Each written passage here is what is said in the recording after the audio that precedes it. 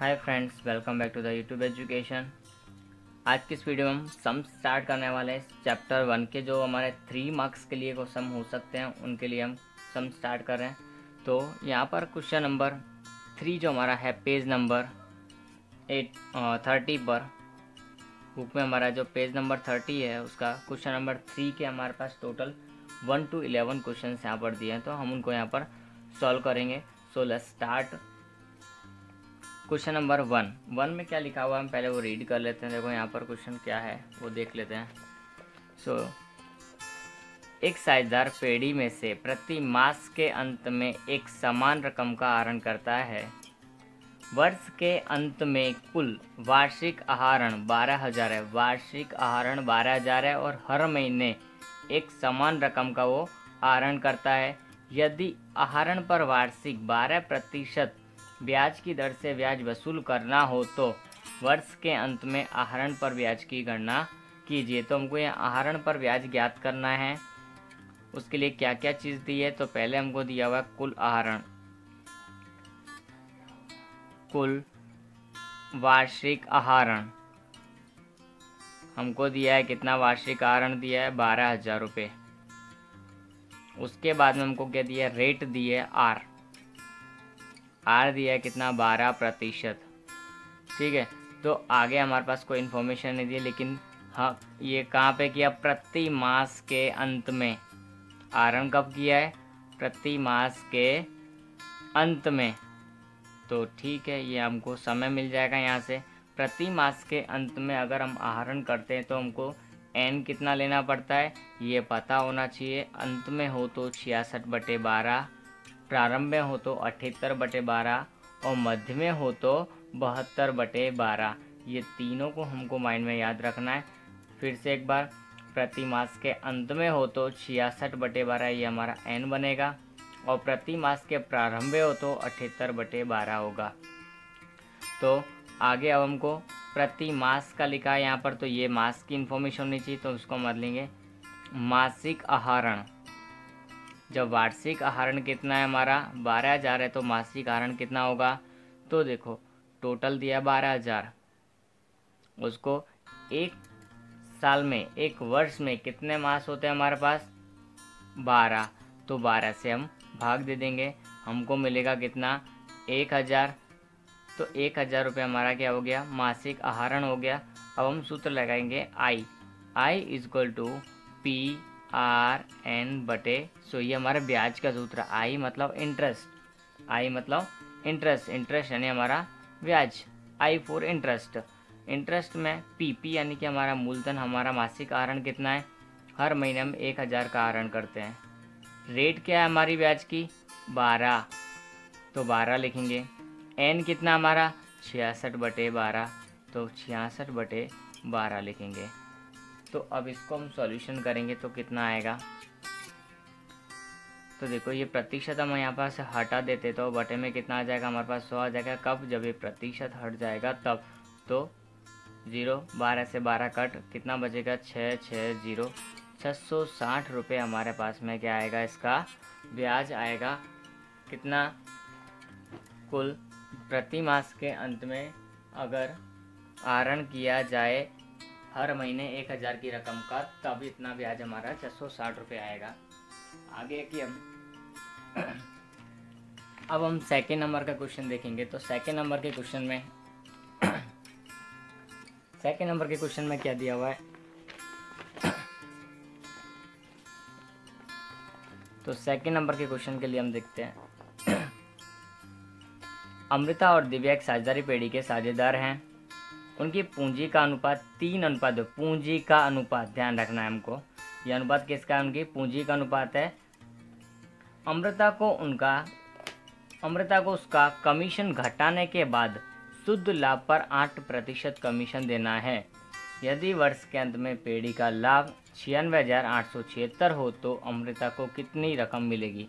तो अमृता को मिलने वाली रकम हमको यहाँ निकालने की है और उसका कमीशन भी हमको साथ के साथ में निकालना है।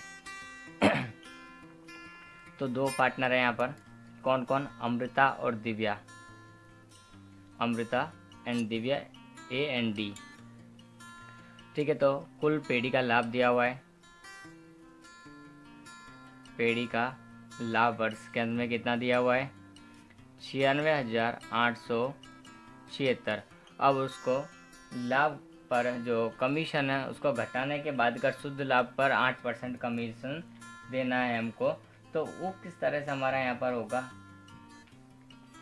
तो उसको हम यहाँ पर देखें तो हमारे पास कितना आएगा। पेड़ी का लाभ है 96,876 और शुद्ध लाभ पर कमीशन का दर कितना लिखेंगे। पहले हम शुद्ध लाभ पर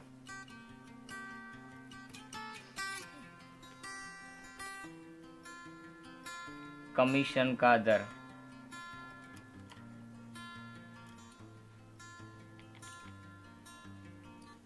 कितना है? 8%। प्लस हमको इनका पूंजी का अनुपात कितना दिया है, उसका हमारे पास कोई काम ऐसे तो है नहीं है, लेकिन फिर भी हमको दिया है तो देखना पड़ेगा किस तरह से है। 3:2। अब क्या निकालेंगे? अब इसका कमीशन निकालेंगे। तो कमीशन पहले निकालना पड़ेगा और कमीशन शब्द यहाँ पर हमारे सवाल में 2 बार यूज़ किया है। शुद्ध लाभ का कमीशन और कमीशन देने के बाद, यहाँ पे लिखा कमीशन देने के यानी घटाने के बाद शुद्ध लाभ का कमीशन। तो यहाँ पे कमीशन निकालना पड़ेगा 96,876 गुणा 8/108। जब घटाने के बाद हमको लिखा हो, घटाने के बाद का कमीशन देने के बाद का शुद्ध लाभ पर इतना कमीशन देना हो तो हमको ये इस तरह से करना पड़ता है। कितना आएगा वो भी हम यहाँ देख लेते हैं। 96,876 गुणा 8 और भाग 108 करना पड़ेगा। तो कितना आएगा? 7,176 रुपये। ये हमारा क्या मिला? कमीशन। किसका? अमृता का। तो ये हमको क्या मिल गया? अमृता का कमीशन मिल गया। अब क्या पूछा? अमृता को मिलने वाली रकम। तो पहले इसका लाभ निकालना पड़ेगा। तो कमीशन घटाने के बाद का लाभ, कमीशन घटाने के बाद का लाभ कितना होगा?